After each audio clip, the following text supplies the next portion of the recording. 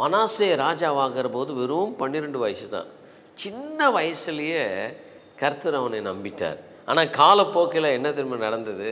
கர்த்தரை விட்டே தூரம் போயிட்டான். ஆண்டவருடைய பிள்ளைகளை சில நேரங்களில் விழுந்து போகிறது இயல்பான ஒன்று தான். ஆனால் இந்த மனாசே அந்த வீழ்ச்சிலேயே கிடக்காம ஆண்டவருடைய பாதத்தை பிடித்து கெஞ்சினான், ஆண்டவரே இறங்கும். கதறினான், ஆண்டவரே என்னை தூக்கியிடும், ஆண்டவரே மறுபடியும் என்னை கட்டும் என்று மனாசே கர்த்தரை நோக்கி பிரார்த்தனை செய்தபோது கர்த்தர் இறங்கினார்.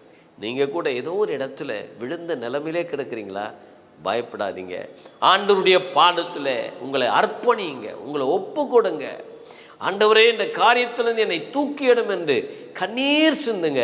நிச்சயம் கர்த்தர் உங்களை தூக்கி எடுப்பார். மறுபடியும் அதே நிலையில் கர்த்தர் அவனை நிறுத்தினார். அதே போல கர்த்தர் மறுபடியும் உங்களை நிறுத்துவார். God bless you.